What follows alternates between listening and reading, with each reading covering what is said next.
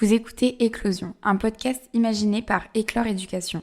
Découvrez nos formations Grande École et Sport et Techniques sur éclore-ed.com. Je mets un peu de name dropping, c'est Ronaldinho. Et il me dit, Douda, tu sais comment on fait au Brésil? Je dis non. On donne un ballon à un gamin. Si le gamin il est bon au foot, s'il fait des jongles correctement, on dit, tu seras footballeur. Et je dis, s'il n'est pas bon, tant pis, il fera des études. Bienvenue dans Éclosion, le podcast où des professionnels inspirants nous racontent leurs projets de vie et leurs histoires de carrière. Bonjour tout le monde et bienvenue sur Éclosion. Aujourd'hui, notre invité, c'est Édouard Cissé.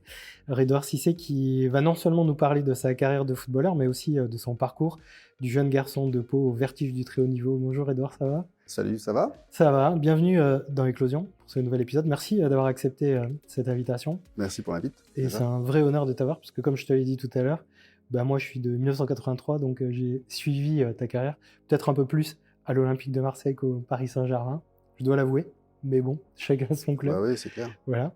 Et alors on va voir un peu ta carrière, on va voir un peu l'évolution de tout ça.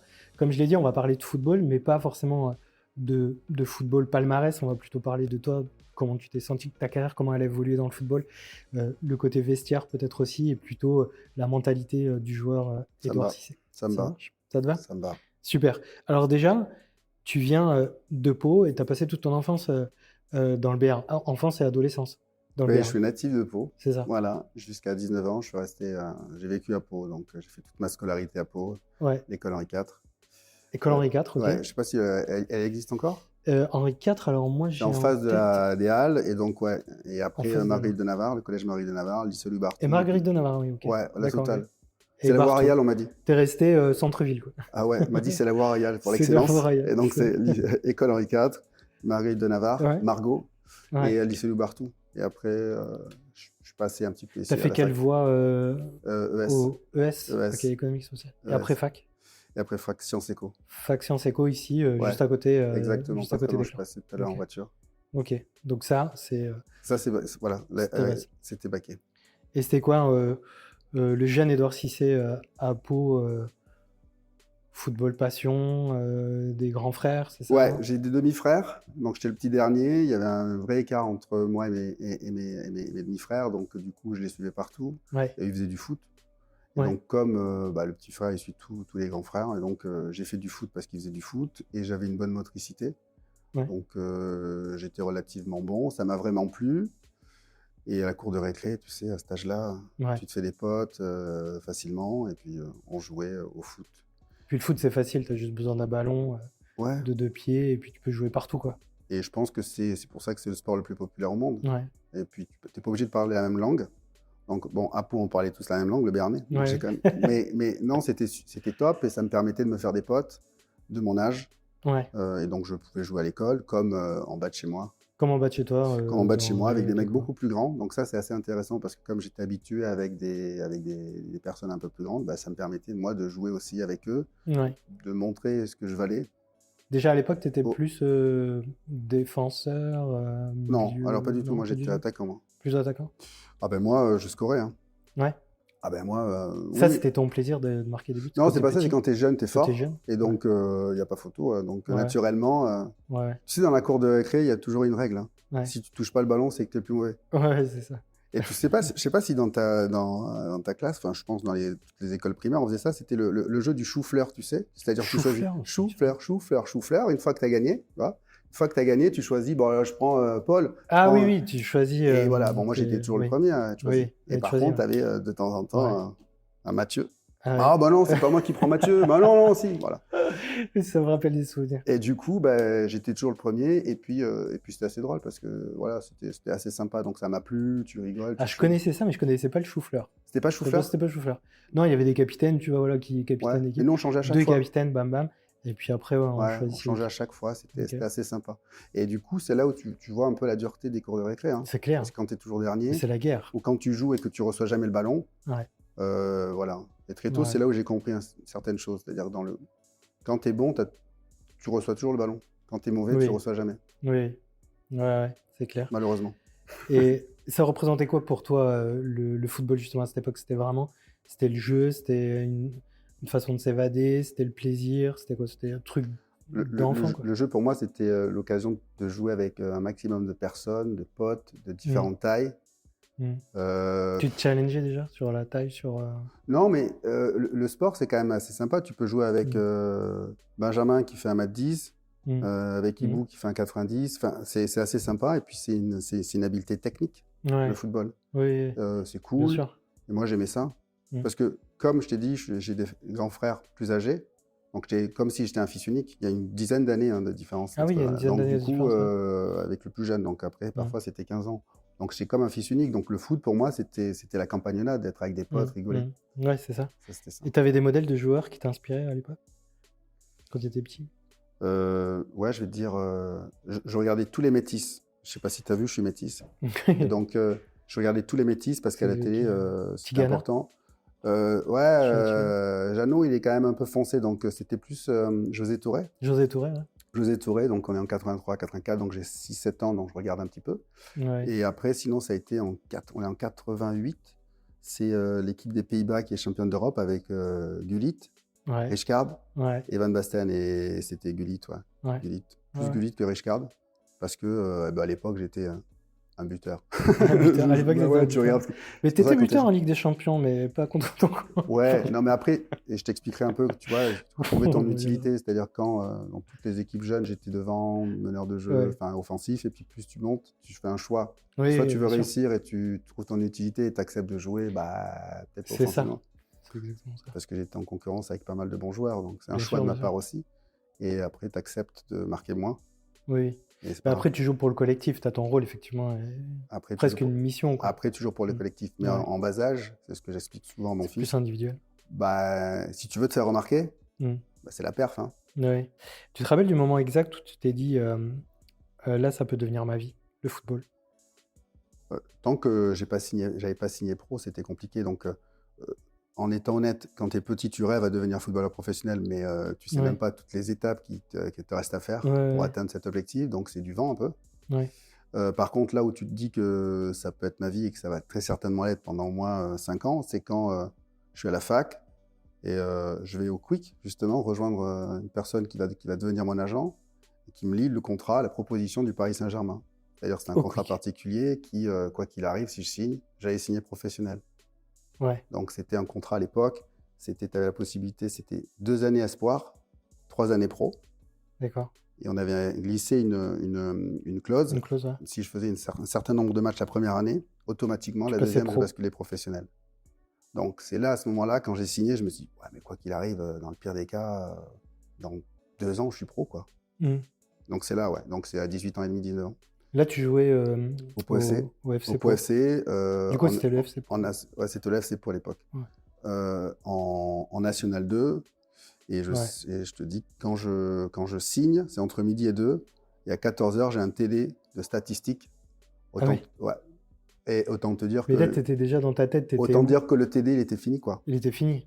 Acte de présence, mais après, c'était ça devait être incroyable dans ton esprit de te dire...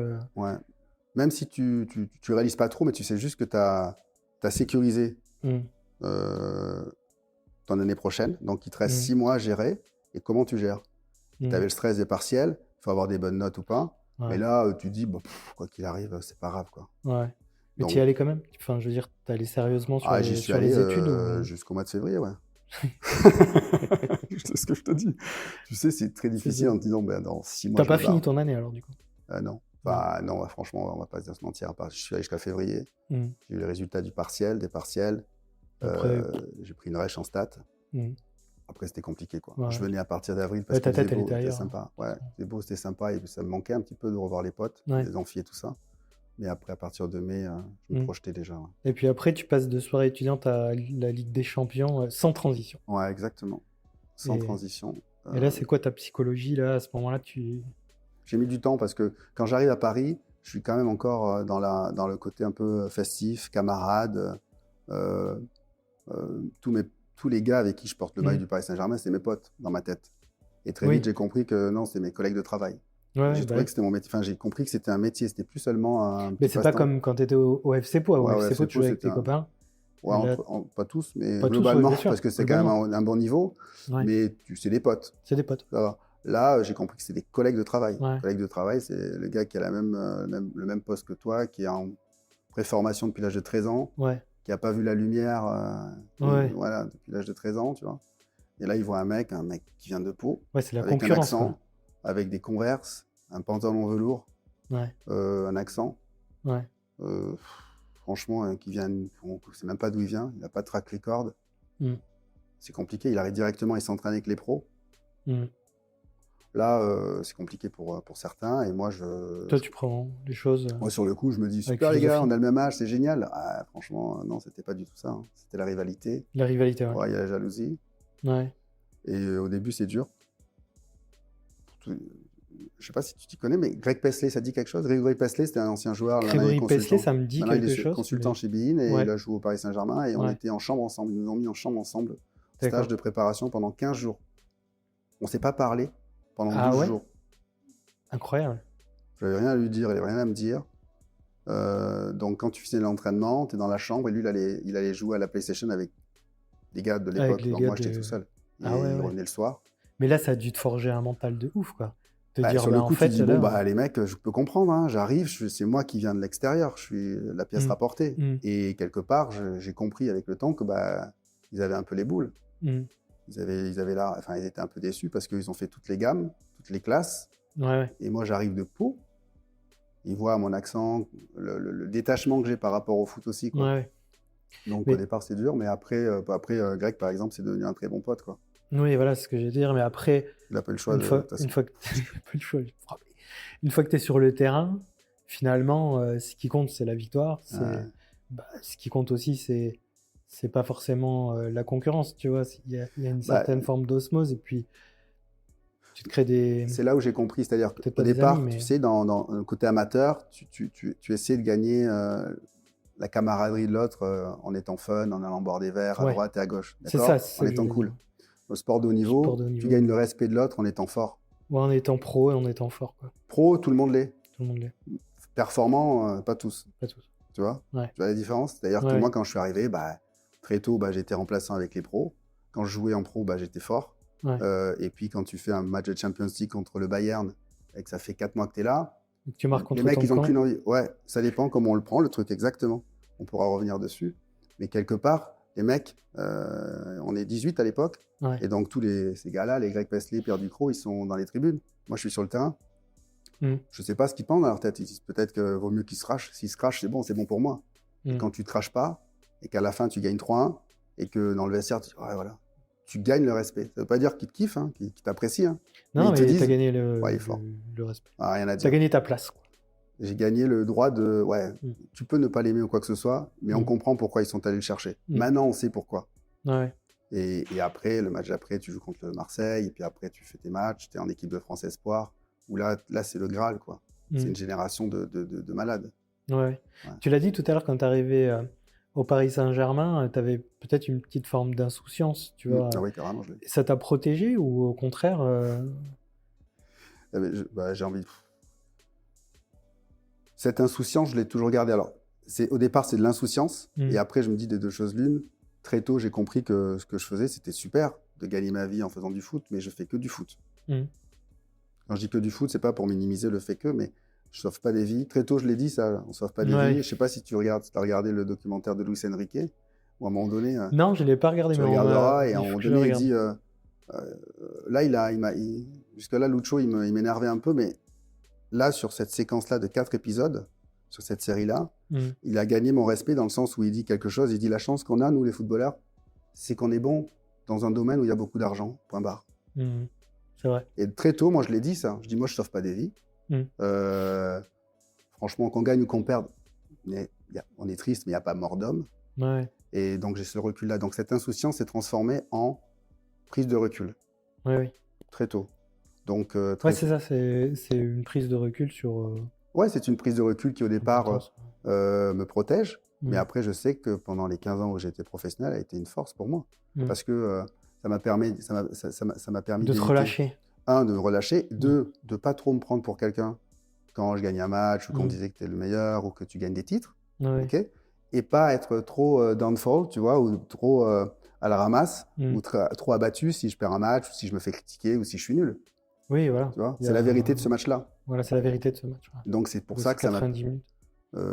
Tu vois, cette prise de recul m'a toujours aidé à être toujours neutre, quoi. Enfin, tu vois, linéaire, même que je sois... Bien sûr, quand tu gagnes un titre, il faut le marquer, le coup, parce que c'est tellement rare. Et globalement, tu me vois... Enfin, si tu remarques bien sur certaines séquences, tu peux enchaîner une série de 3 victoires, ça n'a pas changé mon comportement, je ne vais pas rouler des mécaniques. Ouais, j'ai gagné, je suis content, quoi. Mais je ne suis pas non plus... Un peu à la Thierry Henry, quoi. Ouais, Titi, ça outrance, mais Titi, ouais, c'est clair. Titi, lui, quand il marquait pas, il était énervé. Ouais. Ouais. Et tu l'as dit tout à l'heure, on a parlé tout à l'heure des joueurs quand tu es arrivé au Paris Saint-Germain. Ton rapport avec les médias, les supporters et les autres, ça s'est passé comment du coup? Parce que tu vois, tu es rapidement devenu professionnel et très bon joueur. Comment s'est passé dans ta tête, tu vois, ce rapport avec ce monde qui était très différent de celui de l'anonymat, entre guillemets, palois? Quand je suis arrivé, le PSG, l'un des actionnaires, c'était Canal+. Il y avait Michel Denisot. Michel. Et l'attaché de presse, c'était un killer, c'était Jean-Philippe Dalivillet. Et donc, je me rappellerai toujours, après 2 mois, quand je commence à être un peu dans l'équipe et à faire quelques apparitions, il y a des journalistes qui voulaient commencer à me poser des questions, se renseigner sur moi et faire un peu de buzz. Curiosité. Ouais, curiosité. Et je me rappellerai toujours, il est venu dans le vestiaire, il me dit, écoute, Edouard, il y a le Parisien, l'équipe, le Figaro qui voudrait faire une interview sur toi. Et moi, je dis non, moi, je ne veux pas parler, mais moi, je ne suis rien, il y a des grandes stars. Je suis toujours sur la défensive, je ne veux pas prendre beaucoup de place. Mais avant tout, je lui dis, et toi, t'en penses quoi? Là, il me dit, non, je pense que c'est pas mal, tu viens d'arriver, je pense que les gens te connaissent, que les médias, les supporters te connaissent. Tu vois, tu réponds tranquille, tu vois. Et très tôt, la façon dont il m'a impliqué dans ce processus de c'est quoi la communication, pourquoi communiquer, fait passer un message, sans plus. Après, j'ai dit, bah ok, j'accepte. Et voilà, donc on était backé par une équipe de Canal qui était forte. Et donc moi, c'est lui qui m'a appris un petit peu à pourquoi communiquer, comment communiquer. Ouais. Et j'ai gardé ces tips. Et ça va. Puis tu es quand même quelqu'un d'authentique, c'est-à-dire que tu vas pas jouer le rôle de quelqu'un quand tu es devant les médias, que tu restes Edouard Cissé. Oui, mais ça, c'est le résultat. Mais sur le coup, tu sais pas, tu as 19 ans, il a réussi à te détendre. Tu peux très bien péter les plombs. Ah bah tu peux, oui. Quand tu sais, en plus, les journalistes, moi je suis pas journaliste, je m'en fous, je pas ma carte de journaliste, mais ils sont là aussi pour chercher un peu des questions, peut-être pas pièges, tu vois, mais qui vont essayer après de faire un peu de buzz, etc. Donc forcément, peut-être pas des questions agréables de temps en temps. Ils veulent te connaître, ils veulent de temps en temps t'orienter vers quelque chose. Voilà, alors Edouard, vous venez d'arriver de Pau, c'est quoi vos ambitions? Et ils vont te lancer un truc pour que tu balances. Moi, ce que je veux, c'est révolutionner le PSG, devenir le leader, le capitaine. Je vais aller en équipe de France. Les trucs, je vais aller en équipe de France. Voilà. Du coup, ça me fait ma transition vers la question gênante. Non, on en a discuté tout à l'heure, Bayern PSG. Tu marques contre ton camp, ça arrive, hein. Ça dépend comment on le perçoit, c'est ton point de vue, vas-y. Non, c'est le point de vue, il y avait écrit CSC sur le... Exactement. Et t'as vu le match ou pas? Je m'en souviens à peu près, tu vois, il faudrait que je le revoie, c'était quand même il y a très longtemps. Je vais te mettre dans ma tête. L'idée, c'est pas ça. L'idée, c'est pas d'avoir marqué contre son camp. L'idée, c'est ton premier match de Ligue des Champions. Et tu fais un CSC ou pas, ça dépend. Voilà, ça a été jugé comme ça. Et pourtant, tu arrives quand même à être libéré et à faire un très très bon match. Et vous gagnez contre le Bayern. Et c'est quand même assez rare, moins aujourd'hui, c'était quand même assez rare à l'époque. Et un Bayern en plus qui était fabuleux, avec des joueurs exceptionnels. Comment tu te libères de ça et comment tu expliques ça aujourd'hui? Justement, c'est pour ça, là, je vais te faire de l'insight. Qu'est-ce qu'il y avait dans ma tête? Pour moi, je n'ai pas marqué contre mon camp. Marquer contre son camp, c'est quand tu fais un geste technique, tu foires un geste technique. Bien sûr. Si tu vois le but, je suis devant la ligne de touche, je suis devant la ligne de but, et c'est Yanker qui fait un 95-100 kg, donc le double de moi, et qui me pousse. Et en me poussant, je mets le ballon dans ma tête. J'ai dit, dans ma tête, j'ai pas marqué. C'est lui qui me pousse. Donc c'est pour ça que très vite, je switch et je fais mon match. Et la plupart des gens me disent, putain, c'est bien, enfin, mentalement, t'es costaud. Mais de deux choses l'une. Oui, toi, t'avais pas considéré que c'était une erreur de ta part, en tout cas. Et puis en plus, à un moment donné, c'est un fait de jeu. Hein. C'est un fait de jeu. Et ça, j'avais intégré. Mais après, tu vois, quand tu me dis, oui, tu as fait un CAC, comment tu as fait pour? Je pense que ça fait partie du jeu. Hein. Tu peux faire une main dans la surface de réparation, tu peux provoquer un penalty. Tu peux pas t'arrêter en mince, qu'est-ce que je vais faire, comment je vais me relever? J'ai joué, ça fait partie. Il te reste, et en plus, je crois qu'on prend le but très tôt. Donc, il reste 80 ou 70 minutes, 60 minutes pour inverser la tendance. Le temps pour inverser. C'est pas comme si tu fais ça à la 90e en finale de Champions League et ça fait 0-0. Là, tu peux avoir les boules. C'est l'effet de jeu. L'effet de jeu font partie intégrante d'un match de foot. Et après, effectivement, pour te rejoindre, oui, mentalement, je suis, on peut appeler ça assez costaud. Parce que c'est cette prise de recul et parce que c'est cette analyse des faits. Ouais. Ça fait partie de ta personnalité, justement, cette façon de prendre du recul, d'analyser les faits, de savoir où effectivement tu as fait une erreur et où où c'était pas de ta faute. Ça fait partie de ta personnalité. Ouais, moi j'adore observer. Donc moi depuis tout petit, tu vois, moi je suis un observateur. J'observe, je suis relativement discret et après je traite l'information. Ça c'est le rôle du petit frère peut-être, non? Tu es toujours comme ça, tu vois. Un peu derrière qui observe. Exactement. Donc moi j'ai intégré ça, j'ai observé. Dans une pièce, dans un vestiaire, j'observe toujours. Et après, je traite les infos. Et après, en fonction des infos, du traitement des infos, de la data, comment dire, parce que ce soir, je crois qu'on parle de data, je mets en place des actes, des faits, une façon de fonctionner. Ok. Et donc, j'observe et après, j'agis. Observation, analyse, traitement, action. Alors après, le traitement, tu vas me dire, peut-être que tu peux être biaisé, effectivement. Donc après, j'essaie d'éviter... Enfin, j'ai toujours été... je traite avec des personnes qui ont des avis différents de moi, qui me permettent de ne pas être trop biaisé. Ça, c'est la base. Et qu'est-ce que tu as appris justement dans un vestiaire en analysant tout ça sur l'humain? C'est extraordinaire. C'est-à-dire que j'ai compris qu'il y avait le mec qui roulait des mécaniques, mais qui n'était pas sûr de lui, qui avait besoin qu'on lui dise t'es le plus fort. Si tu ne dis pas ça, c'est mort. Il y a quelqu'un, le joueur qui a besoin... d'être aimé par le coach. Sans ça, il perd tous ses moyens. Après, et en fonction du vestiaire, tu arrives à voir comment tu t'adresses à un joueur ou à un autre. Et moi, comme j'étais milieu de terrain, j'ai besoin de faire passer des messages rapidement. Donc, soit avec toi, si tu aimes bien que je te chambre, je vais te piquer, je vais te chambrer.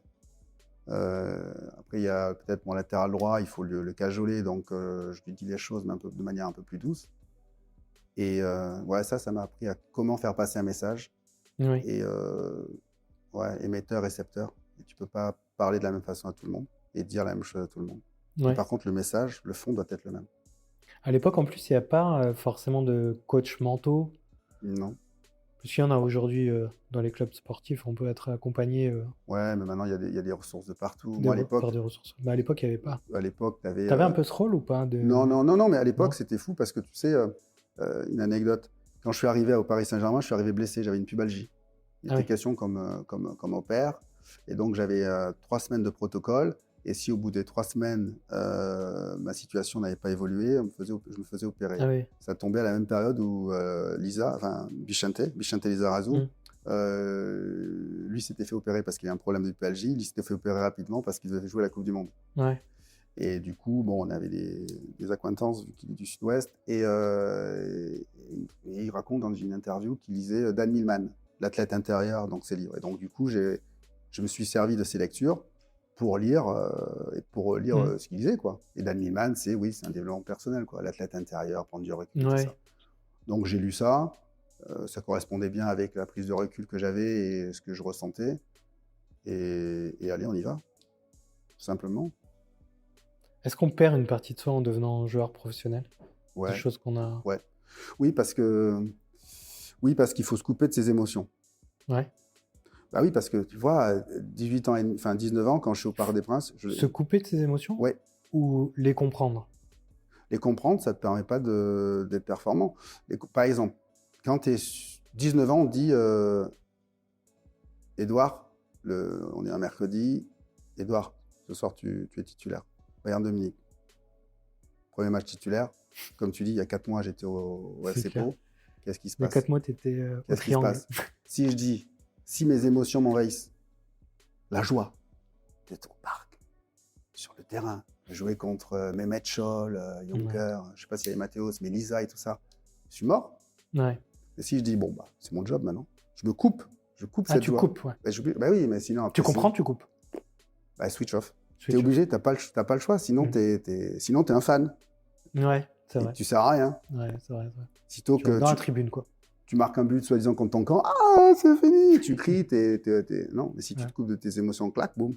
Ouais. C'est mon métier, tac, super, contrôle, passe, je suis au parc, 40 000, tout le monde se 40, super, on a marqué, attendez, on se calme. Et tu deviens au fur et à mesure un robot. Ah oui, bien sûr. Et moi, je suis devenu un robot, je me suis coupé de mes émotions. C'est pour ça que parfois, et il y a des temps en temps où j'ai extériorisé, mais globalement, switch off. Ouais, je comprends. Et donc, bien oui, sûr. Tu te coupes un peu de toi. Ça devient ton métier, en fait. Tu te coupes parce que c'est un métier qui est passionnant. Alors, il faut savoir aussi se couper de ses émotions quand c'est nécessaire. Ouais. Et savoir se reconnecter à ses émotions quand c'est nécessaire aussi. Tu vois, ça veut dire que... faut pas que ça devienne un automatisme d'être... alors, tu as raison, mais moi, pendant les premières années de ma carrière, ouais, je les ai coupées, mes émotions. Après, quand je suis devenu papa, voilà. Je les ai rouverts. Mais globalement, oui, au début, il n'y a pas... Enfin, c'était mon chemin, quoi. Boum, boum. Est-ce que le football t'a donné quelque chose que rien d'autre n'aurait pu te donner? Une sécurité financière, parce que quand tu fais une belle carrière... Non, mais c'est un truc basique. C'est vrai. Mais à partir du moment où tu fais une belle carrière et tout, bah, tu sais pertinemment que tu as des grilles salariales que tes potes n'ont pas. Tu as gagné normalement plus d'argent que si j'avais eu un master, un M2 en sciences éco. Ouais. Voilà. Et ça t'apporte déjà ça. Et après, je sais pas, tous les milieux, enfin, tu vois, ça dépend comment toi, tu te comportes dans les différents milieux où tu es, si tu vas apprendre ou pas. Ouais, mais bien sûr. Je pense que si j'avais été dans un milieu, je pense que j'aurais fait l'effort d'apprendre, de comprendre les choses, parce qu'il y a toujours une interaction avec de l'humain. Donc j'ai beaucoup. C'est surtout l'humain, quoi. C'est l'humain, ouais. C'est l'humain parce que on a beau dire tout ce qu'on veut, et tu peux avoir des équipes ou des coéquipiers talentueux, tu peux ne pas t'entendre avec, mais malgré tout, il faut arriver à trouver les ressorts pour communiquer avec lui, faire avec. Parce que la différence qu'il y a entre un football amateur, football amateur et football professionnel, football amateur, tu choisis le club dans lequel tu vas parce que tu as tes potes. Ouais. Football professionnel, tu t'es pris la tête avec... tu fais des vœux, quoi. Ouais, tu vas dans un club parce que c'est le club qui te plaît. Par contre, si l'année d'avant, tu t'es pris la tête avec un mec, mais vraiment, et que le club décide d'acheter ce mec-là, il devient ton coéquipier. On fait quoi? Oh non, je change de club. Bah non, tu peux pas. Tu restes là. Si le coach, s'il te revient pas, tu pars? Non. En amateur, tu dis je vais pas à l'entraînement, je m'en fiche. Donc, tu dois composer. Tu dois composer avec des personnes que tu apprécies pas trop. Bon, dans toute entreprise, tu me diras. Mais un vrai joueur pro, c'est un joueur effectivement qui comprend tous ces enjeux. Il vaut mieux qu'il les comprenne. Hein. Ouais. Sinon, il fait pas long feu. Il fait pas long feu. Non, après, il y a beaucoup de joueurs qui disent j'arrive pas, j'ai besoin d'un club famille, et je respecte. Et tu les vois, ils se révèlent dans ce club-là. Tu te dis c'est trop fort. Très souvent, tu dis comment c'est possible qu'il est allé dans ce club-là, il n'a pas réussi, alors que parfois. C'est l'environnement, quoi. C'est l'environnement, et c'est est-ce que tu es prêt à pas te renier, mais à jouer avec les règles de ce jeu-là et de cette équipe-là et de ce milieu-là. Si oui ou non. Quand tu regardes les jeunes joueurs aujourd'hui, c'est quoi ton regard sur les jeunes joueurs pros, hein, les jeunes joueurs pros. Peut-être plus de stats, plus de professionnalisme, c'est pas pareil que... Je vais dire un truc, c'est-à-dire que je pense que le professionnalisme s'est démocratisé. Ouais. Parce qu'en étant honnête, tout ce que je vois sur les joueurs professionnels ou les clubs professionnels, tu vois, il y a peu de temps, j'étais... il y a 2 mois, j'étais au 125 ans du stade de Rennes. Et donc, avec les anciens, on a visité la Piverdière 2, des installations. Les installations, centre d'entraînement. Elles sont neuves et tout ça. Et donc, ils racontent que voilà, il y a un préparateur athlétique, il y a ceci, préparateur. Oui. Bon, moi, au PSG, j'avais déjà ça. Alors, j'avais pas le truc aussi beau, mais de mon temps, j'avais ça. J'avais un préparateur athlétique, un diététicien. Sauf que c'était réservé qu'à 3-4 clubs. Maintenant, tous les clubs sont structurés de la sorte, jusqu'au même en Ligue 2. Ouais. Donc, le joueur professionnel. Ce qui est plutôt... Oui, mais c'est bien. C'est très bien. Mais les jeunes joueurs, ils font ni plus ni moins ce que je faisais. Et à cause des réseaux sociaux, c'est-à-dire qu'ils ne peuvent pas sortir comme ils veulent. Moi, à l'époque, à Paris, on a beau dire tout ce qu'on veut, tu ne pouvais pas sortir. Sur les Champs-Élysées, il y avait une boîte qui s'appelait Le Bâche. Si tu sortais le jeudi, tu avais tout Paris qui savait que tu étais là. Ouais, bien sûr. Donc, au final, il n'y avait pas les... Il n'y avait pas les réseaux sociaux, mais il y avait le candidaton. Une forme de réseau social physique, quoi. Exactement. Qui était là, donc, quoi. quelque part, ce qu'ils vivent, nous, il y avait qu'une minorité de personnes qui le vivaient. Mais c'est bien, c'est mieux, parce que c'est un métier, ils comprennent que c'est un métier, ils gagnent beaucoup d'argent, et donc il faut faire des choses. L'alimentation, c'est logique, s'ils veulent durer longtemps, avec en plus le nombre de matchs. Ils sont mieux accompagnés, mieux structurés. C'est plus intégré. C'est plus Et intégré, puis oui, ils acceptent plus facilement d'avoir un diététicien, parce que ça vient aussi du sport américain, ils veulent copier les stars américaines. Oui, j'ai un cuisinier chez moi. Tu sais, un cuisinier, tu peux apprendre à cuisiner, ça peut être qui tu veux. Surtout si c'est pour manger des pâtes. Légumes. Non, mais cuisiner des légumes et tout, tu vois, voilà. Il y a des compléments alimentaires, jusqu'à peu, on ne comprenait pas ce que c'était. Il y a les étirements, mais de tout temps, ça fait 30 ans qu'on nous dit qu'il faut s'étirer. Là, maintenant, ils y vont, le bain froid. On le faisait déjà dans des bassines, dans des poubelles, et on mettait des glaçons. Maintenant, ils font de la cryo. Maintenant, ils font ça. La cryo aussi, je l'ai connue à Marseille. Dormir sur place, ça, c'est quand je suis parti en Turquie. Quand je suis parti en Turquie, effectivement, c'était un projet sportif. J'aimais à dire que c'était d'abord un projet financier que le projet sportif, j'ai été honnête. Je suis arrivé là-bas, j'ai pris une claque.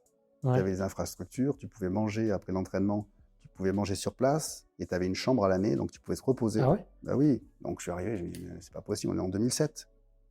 Bon, je me dis, mais c'est du foot. Bah, là-bas, le métier de footballeur, c'est... En fait, il faut que tu sois rentable aussi pour le club. C'est-à-dire qu'il faut que tu sois performant et gagner des matchs. Et c'est une forme d'investissement. Ouais, il y a ça, mais tu sais, dans ma carrière, j'ai pu aller en Angleterre, j'ai pu aller en Turquie, et j'ai vu que le rapport au sport dans ces pays-là était totalement différent. C'est-à-dire que quand je suis en Angleterre, je suis à West Ham, on pose une question à Tony Blair dans une interview. Tony Blair, il est fan de Fulham. Et il dit, on lui pose la question, c'est qui votre joueur préféré? Et il dit que c'est un joueur français, Steve Malbranque. Je ne sais pas si tu sais ce joueur-là. Steve Malbranque. Donc, objectivement, si tu ne t'y connais pas vraiment en football, Steve Malbranque, tu ne peux pas sortir Steve Malbranque. Non, bah, bien sûr. Donc le gars est vraiment fan, donc il regarde. Quand je suis allé en Turquie, mon traducteur me dit, tu sais, Edouard, tu portes un maillot qui est particulier. Tous les gars, tous les supporters rêvent de porter le maillot que tu portes. Mais ils ont conscience qu'ils ne sont pas suffisamment bons. Et dans tous les supporters, il y a toutes les classes sociales, toutes les catégories socio-professionnelles. Bien sûr. Tu as l'avocat, le truc, qui aurait rêvé d'être footballeur. L'ouvrier. Et donc, l'ouvrier, on est d'accord. Mais tu vois, il y a l'avocat qui aurait voulu être footballeur et qui, malheureusement, a fait des études. Tu vois ce que je veux dire? C'est un peu ça, tu vois.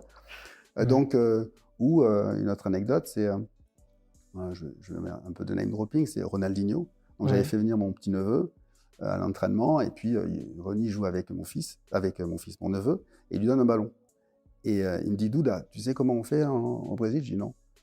On donne un ballon à un gamin. Si le gamin il est bon au foot, s'il fait des jongles correctement, on dit tu seras footballeur. Et je dis s'il n'est pas bon, tant pis, il fera des études. Tu vois le truc, l'état d'esprit. Donc dans certains pays, être footballeur, c'est vraiment un vrai métier, donc tu es respecté. En Turquie, par exemple, quand tu dis que tu es footballeur, tu sens le respect.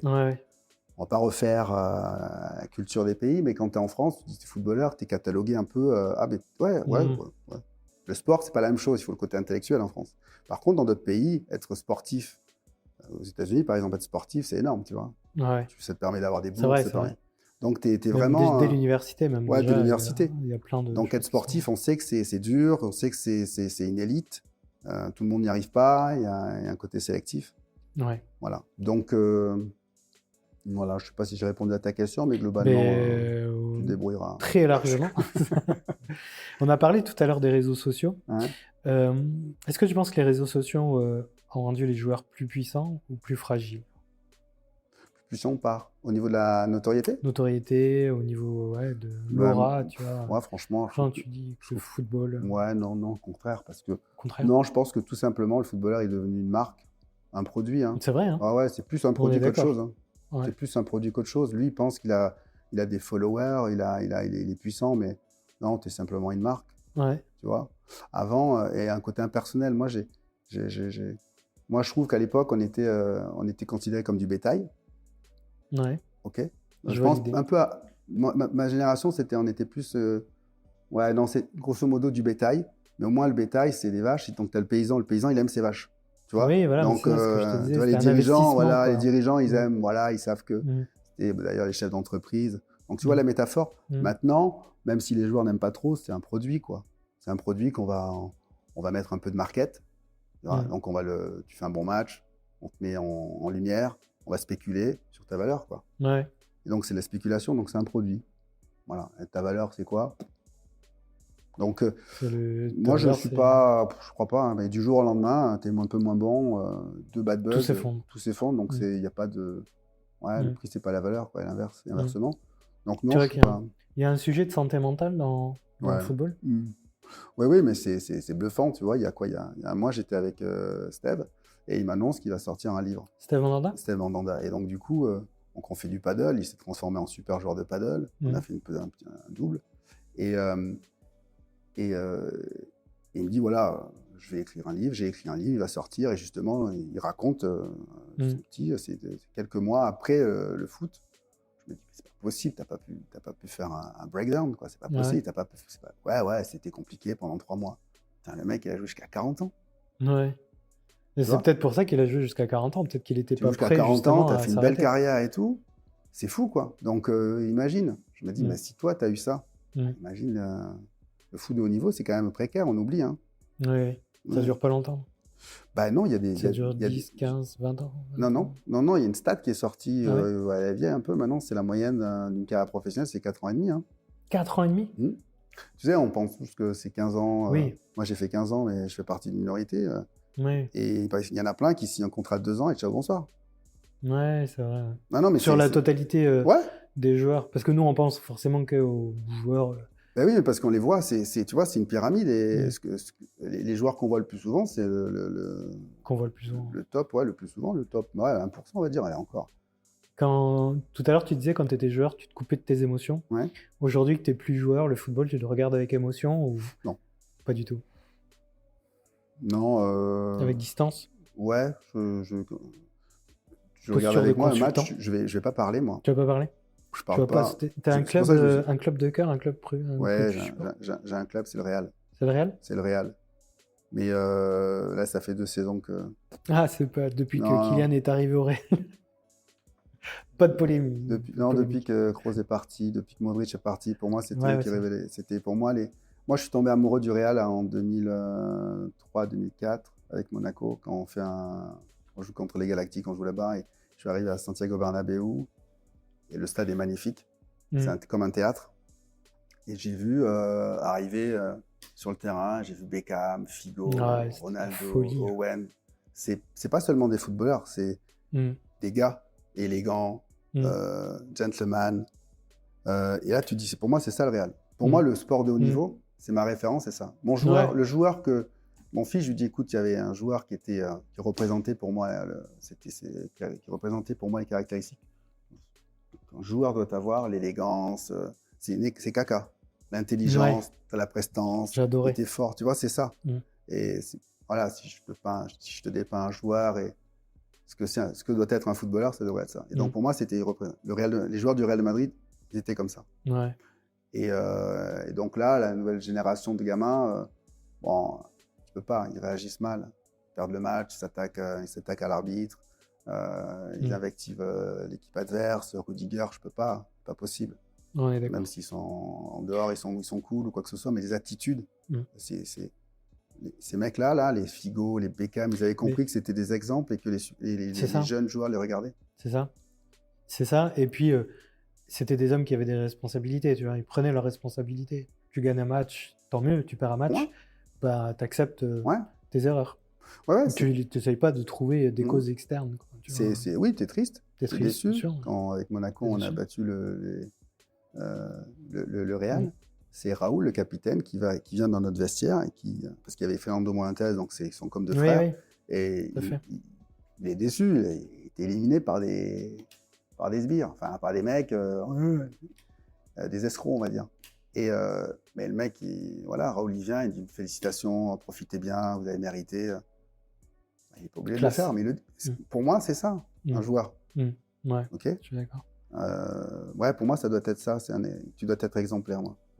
Grand joueur, joueur d'un grand club, tu es exemplaire. On arrive à la fin de notre entretien. J'ai préparé quelques questions un petit peu plus... Fun. Ça peut être fun, ça dépend de tes réponses. Tu vois, si tu pouvais reparler au petit Édouard de Pau, quand il était petit, qui jouait avec ses frères, tu lui dirais quoi? Allez, continue. Hein. T'es sur la bonne voie. Vas-y, t'es sur la bonne. Tu changes rien. Non, je change rien. Non, je change rien. Tu changes rien. Je change rien parce que c'est ce chemin qui m'a permis d'être là où je suis content, je suis heureux. Cool. J'ai vécu des belles choses. Trop bien. Tu penses que tu es resté fidèle à toi-même pendant toute ta carrière? Ah ouais. Pendant les 15 ans, je suis resté fidèle à moi-même. Ouais. Ok. Et le football, ça t'a rapproché de toi-même ou ça t'en a éloigné? Le football m'a permis de me révéler. Te révéler? Ouais, de me révéler parce que tu es confronté à des situations qui sont parfois dures, douloureuses ou de joie, et comment je me comporte, qu'est-ce que je ressens dans ces moments-là. Ouais. Et donc ça me permet d'être beaucoup plus, d'être moi, de me révéler la personne que je suis vraiment, quoi. De t'aligner avec toi-même, de te révéler et d'assumer qui je suis vraiment, Vraiment. Ouais. Ok.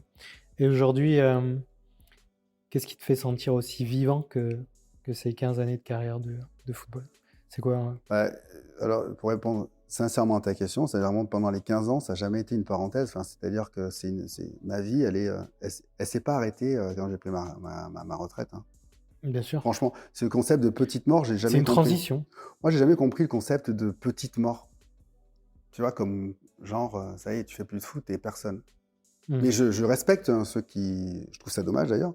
Mais, non. Enfin, moi, franchement, je suis heureux. Je continue. Enfin, pour moi, c'est une longue ligne droite. Et je suis heureux. Je suis plus heureux maintenant. Je suis aussi heureux maintenant qu'avant. Sauf que maintenant, je me connais mieux, plus. Ouais. Et je sais ce vers quoi je veux aller, ce que je peux lâcher ou qu'est-ce. Mais quand tu as 20 ans, 22 ans, tu veux ta voiture de sport peut-être. Maintenant, je sais que... S'en fout. Ouais, c'est pas ça qui est important. Ça. Il y a voilà, tu veux, quand tu es jeune, tu veux avoir une grande maison, une belle maison, tu vois, et faire venir tes potes, ta famille et tout. Tu te rends compte qu'au final, ils viennent une semaine dans l'année. Le reste du temps, c'est trop grand pour toi. Donc, au final, tu prends un truc beaucoup plus petit. Tu te connais plus, tu connais mieux. Ouais. L'argent, ça doit être un moyen. Enfin, c'est bateau ce que je dis, mais l'argent, c'est un moyen. C'est pas une finalité. Non, et puis c'est un amplificateur. Si tu es serein, l'argent, c'est un petit truc qui t'aide. Si tu as un mal-être, tu vas essayer de compenser par le vide. Moi, j'ai plein de potes qui sont certainement ont une surface financière plus importante que la mienne, et ils sont pas plus heureux que moi. Ils compensent par l'achat d'un énième appartement, d'une baraque dans le sud trop grande, je sais pas, d'une voiture trop puissante avec trop de chevaux, de fringues avec des labels. Et une fois de plus, je juge pas.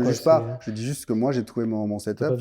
Moi, j'ai un t-shirt blanc, un petit truc. Ça, ton petit côté béarnais, quoi. Ouais, je pense que c'est ça aussi, tu vois. Il y a ça, plus l'éducation de mes parents. L'éducation. Vivant heureux, vivant caché. Ouais. Et ça, c'est très béarnais. Ouais, c'est très béarnais. Mais alors, moi, je dis, je reprends parce que mon père, je lui dis non. Moi, le truc, c'est que j'ai pas volé mon argent, tu vois. Bah non, donc, c'est pas vivant heureux, vivant caché, vivant heureux, vivant discret. Discret. Voilà, c'est juste ça. C'est-à-dire, c'est un délire. Mais j'ai pas plus de besoins. Je me suis pas créé de nouveaux besoins. Bon. Après ta carrière de footballeur, tu t'es jamais dit, tiens, est-ce que je continue entraîneur, je continue dans le foot? J'ai passé mes diplômes d'entraîneur. Et j'ai adoré. T'as adoré? J'ai adoré. Ma femme m'a dit, super Edouard, nous, avec les enfants, on reste à Paris, et puis toi, si tu veux, tu vis ta vie, quoi. Ah oui. Ah là, il y avait un sujet elle m'a dit, perso-pro, quoi. Qui était, elle m'a dit, écoute, Edouard, il n'y a pas de souci, quand tu es joueur, c'est facile. Tu signes 3 ans, tu peux rester une année, mais au moins tu scolarises les enfants, il n'y a pas de souci, on ne te vire pas au bout de 3 mois. Tu es entraîneur, au bout de 3 mois, tu as fait déménager femme, enfant, tu as trouvé l'école des enfants, au bout de 3 mois, je me suis fait lourder, tu fais quoi? Elle me dit non, je ne prends pas ce risque-là. Et donc à partir du moment où pendant 15 ans, tu es à droite à gauche, tu as 3 enfants, je me dis bon, vas-y, je zappe. Alors, tu es un excellent entraîneur. Et tu restes... Et tu restes 15 ans comme Arsène Wenger. Arsène, c'était une autre époque. Hein.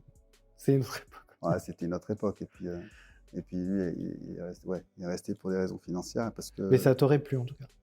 Ouais, moi j'adorais. Hein. Intellectuellement, c'est génial. Et puis surtout, tu transmets un message, une façon de voir. Et puis tu co-construis la stratégie. Oui. Puis toi, tu as la vision un peu de l'humain, tu vois, comme tu disais tout à l'heure. C'est génial. Moi, je pense que ça t'aurait fait un très bon entraîneur. J'aurais aimé. Et puis voilà. Après. Rien n'est fini. Non, c'est sûr. C'est qui l'entraîneur que tu as le plus, que tu as adoré dans ta carrière? Adoré. Enfin, adoré. La relation la plus proche, c'est avec Didier. Avec Didier, à Monaco. Didier, Monaco et Marseille. Et puis on est resté Voilà.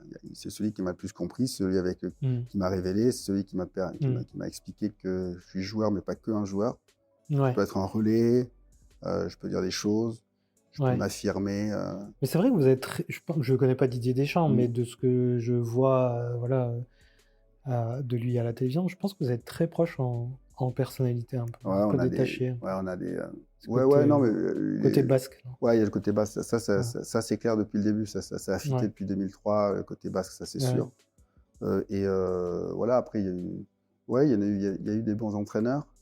Mais Didier, c'est la relation humaine et le fait qu'il m'ait compris, c'est celui qui m'a le plus compris. Hein. Il me fait confiance et puis si je le... c'est important. Hein. Donc, c'est celui qui m'a fait le plus confiance. Le foot, c'est particulier quand même. Hein. Et je crois que moi, j'ai fini le jeu, j'ai craqué le code. Et après, j'ai craqué le code. J'ai craqué le code et donc... Je crois que ça va être bientôt le mot de la fin. Même, tu vois. Non, mais ça fait longtemps qu'on a fini là, non? Mais c'est simple, mais après, on veut compliquer les choses. La vie et le football, c'est simple. La vie, c'est simple. Une discussion, tu vois, tu as un iPhone, on discute, on parle. Bam. Merci, Edouard, pour cet entretien, cette discussion. Écoute, tu reviens quand tu veux dans Éclosion. Si tu peux me donner le numéro de Steve, parce que je suis un grand fan aussi. Je te le il est où en ce moment? Il est à Rennes, Marseille? À Rennes. À Rennes, À Rennes, ok. Donc Rennes, ça va, c'est pas trop loin en train. Un podcast avec si tu veux, je vais essayer d'organiser. Il aime pas trop parler, mais ouais. Mais non, mais avec moi, tout le monde parle avec moi. Effectivement, c'est pour ça qu'on est resté. C'était pas agréable, l'Éclosion? Ouais, t'as passé un bon moment? Ouais, c'était vraiment sympa hein, de me replonger un peu dans mon parcours. Super. J'aime pas trop mais ça. Maintenant, j'espère que tout le monde saura que tu es palois. Ça, c'est important. Je pense que c'est vraiment la chose la plus importante à dire. Moi, je le dis souvent que je suis palois, mais après, je pense que c'est les Béarnais qui le disent pas assez qu'Edouard Cissé est palois. Je demande à tous les Béarnais de dire qu'Edouard Cissé est palois. Voilà, à un moment donné, moi, je suis fier d'être de Pau. Hein. Mais oui, bien sûr. Et nous, on est fiers. Un ambassadeur, et puis je sais que c'est une belle ville. On est fiers que du choix de Pau. Encore une fois, merci d'avoir accepté notre invitation. Et si vous avez des commentaires, si vous souhaitez mettre un petit j'aime sur ce podcast, et vous abonner, n'hésitez pas. Merci, Edouard. Merci à vous. Et bonne continuation, ta grande carrière d'entraîneur. Merci, allez, on arrête là. Let's go. Non, c'est bien. C'est bien, après, je sais pas.